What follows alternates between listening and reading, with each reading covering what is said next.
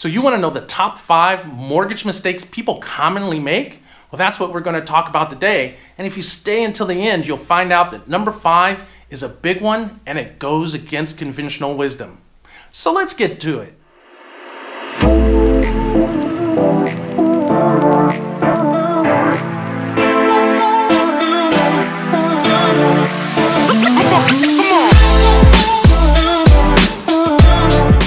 Welcome to the Living in Oakland, California channel. I'm Rich Fleming, your local realtor, and I am here to teach you everything you need to know about living, working, playing, sleeping, eating, whatever, in Oakland and the rest of the San Francisco East Bay. I get a ton of people who do reach out to me with questions about what it's like to live here, how to relocate here, what they need to know before they get here, and I love it.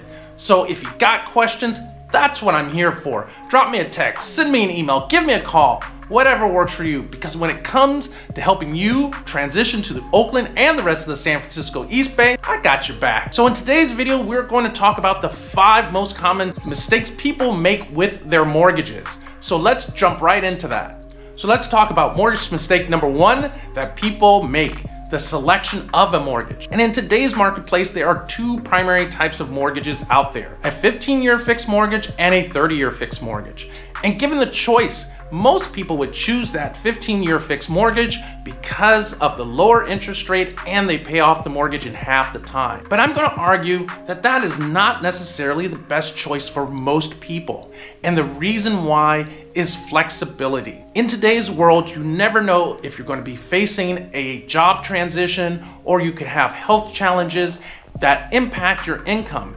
And it's good to know that you have the flexibility of making a lower 30-year fixed mortgage payment if you really had to. But if your strategy and your goal is to pay off your mortgage in 15 years, there are ways we can pay off that 30-year mortgage in 15 years or less while not cutting into your financial flexibility in case of emergencies. So my recommendation to most people is take the 30-year mortgage.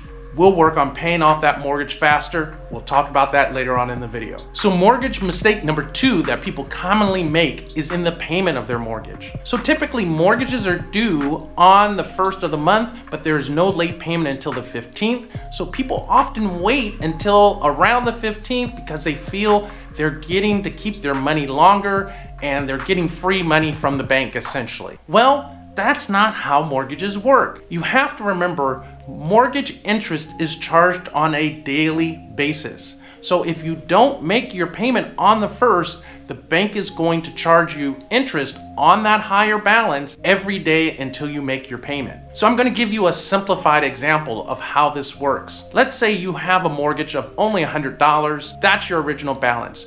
When you make your payment, which is due on the 1st, your balance would drop to $70. For every day, you get charged 1% interest. There is no late payment until the 15th, no late payment fee. So how does this work? Well, your mortgage is due on the 1st, but you don't pay until the 15th. So the bank continues to charge you 1% interest every day on $100 until you make that payment on the 15th. That's $15. Now, if you had made your payment on the 1st, your balance would have dropped to $70. So that means the interest you would have accrued every day between the 1st and the 15th would have been 70 cents a day. So that is a significant savings. Now, in the real world, it is not as stark as this, but when you compound this over 30 years, it is a huge amount of money. So my advice to people about their mortgage payment, as soon as you have the money for your mortgage payment, make it, because it's costing you interest not to. So mortgage mistake number 3 that people commonly make is adding hundreds of dollars to their mortgage payment every month to pay down the principal. Now, I'll argue that this isn't a huge mistake, but there's a more effective way to achieve the same thing and give yourself more financial flexibility. So when you add additional funds to your mortgage payment to reduce the principal, that's a good thing. You are avoiding interest and you will pay off your loan faster. But what if instead of adding that additional amount every month, you saved that extra money until you had a full additional payment?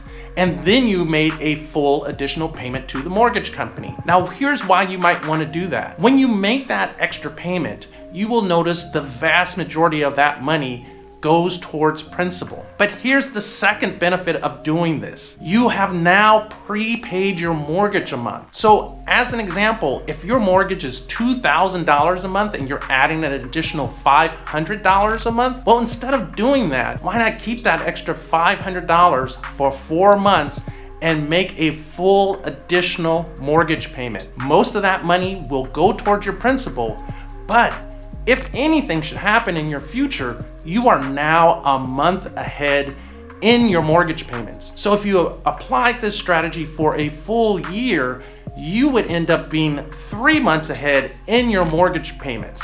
If anything happened to you, that is a form of savings. You would not have to make a mortgage payment for 3 months. But when you employ this strategy, you have to make sure your bank credits it to future payments.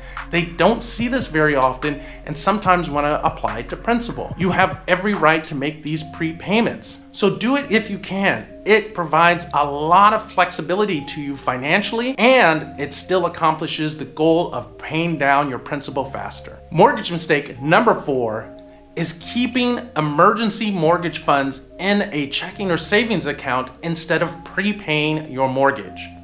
Now, why would you want to do this? This is related to number 3. Financial gurus are constantly telling us that we should keep 6 months, 9 months, a year or more of all of our expenses in savings, and this makes perfect sense. But the real question is keeping that in a checking account your best strategy? Well, I argue for most people it isn't. And the reason why is if you have, say, 6 months of mortgage savings in the bank, you're probably earning anywhere from 0 to 1% interest on that. Now, if you took, say, 4 months of that 6 month savings and prepaid your mortgage 4 months in advance, you now have the same benefit of the savings. If anything happened to you, you would not have to make a mortgage payment for 4 months. But now you've also gained the benefits of prepaying your mortgage.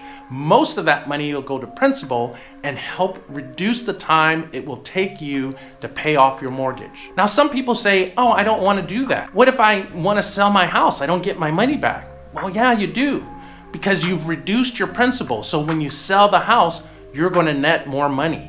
It's the same as a savings account, but it is a more efficient use of funds than keeping it in a checking account or a low interest savings account. I'll argue you don't want to put all your money into this strategy, but it does make sense, especially if you plan to be in the house for probably 6 months or more. So mortgage mistake number 5, it's a biggie, and it goes against conventional wisdom.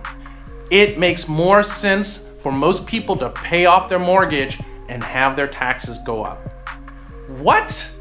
Yeah, it's true. People often tell me, oh, I don't want to pay off my mortgage because I'll lose my tax benefits. I need something to reduce my taxes. And I understand that.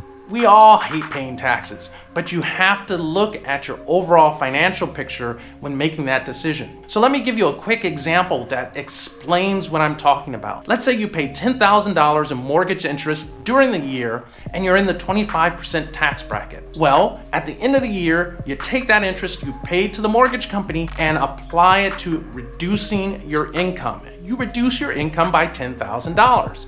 But is that the real tax savings you get? No.